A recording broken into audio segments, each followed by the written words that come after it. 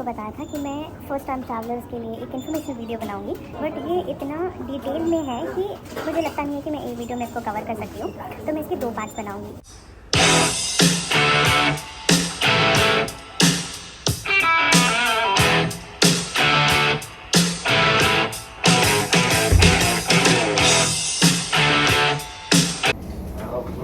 Okay, सो जैसे कि मैंने पार्ट 1 में आपको एयरक्राफ्ट तक की सारी डिटेल्स बता दी कि आप बोर्ड कैसे करोगे।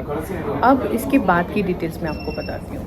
आप एयरक्राफ्ट में जब जाते हो तो आपको पता करना होता है कि आपकी सीट नंबर कौन सी है और आप अपनी सीट पे बैठते हो। तो वो आप कैसे करोगे?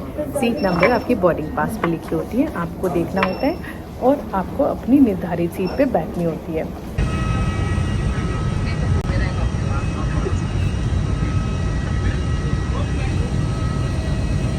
सो these are the seat number, like ये सेकेंड रो की सीट है और ये स्टार्ट होती है A B C. So A seat होती है जो विंडो होती है, बी सीट होती है मिडिल सीट और ये सी सीट होती है आखिरी वाली आइल के पास वाली, ये होती है आइल सीट।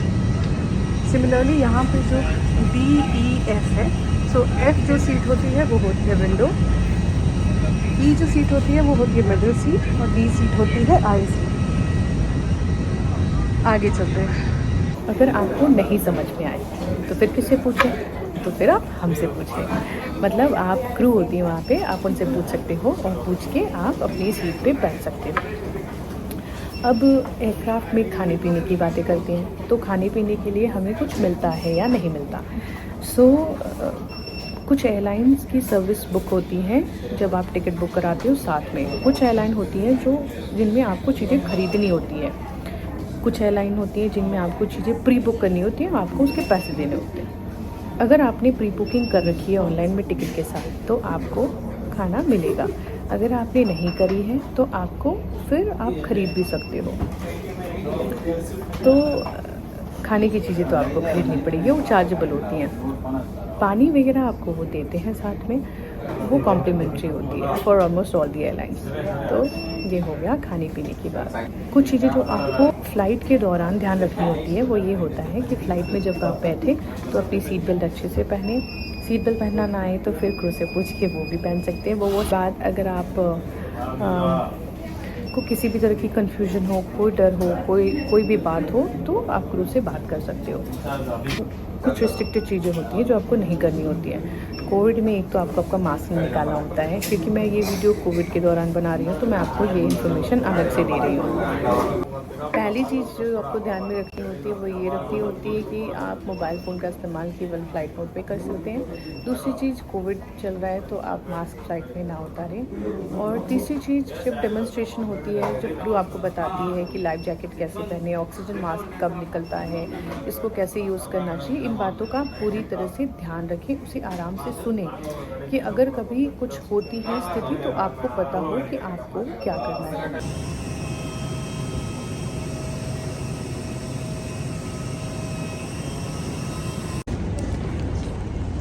सो ये वो बेल्ट है जो आप चेक इन काउंटर पे देते हो ना, उसके बाद एयरक्राफ्ट में जाती है बैग आपकी और फिर बैग यहाँ आती है बेल्ट पे और यहाँ से आपको पिकअप करना होता है।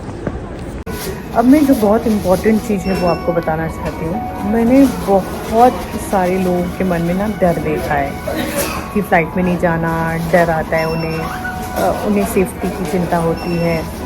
बट मैं अपनी सारी एक्सपीरियंस से आपको ये बताना चाहती हूँ कि फ़्लाइट में सफ़र करना बहुत बहुत बहुत ही सेफ़ है, क्योंकि हम सारे प्रिकॉशंस लेते हैं ऑन बोर्ड। हम जो होते हैं, हमें ट्रेनिंग होती है हमारी प्रॉपर, हम ट्रेंड होते हैं।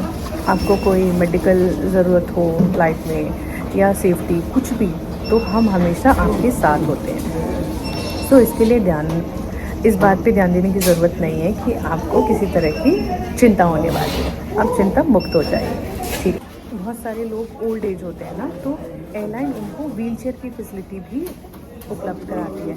कुछ लोग प्रेग्नेंट होते हैं, वो जाना चाहते हैं तो एयरलाइन उनको भी असिस्टेंस देता है।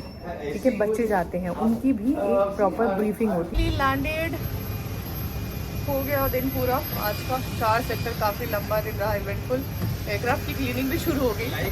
अब मैं जाती हूँ नीचे, फिर मिलती हूँ आपसे।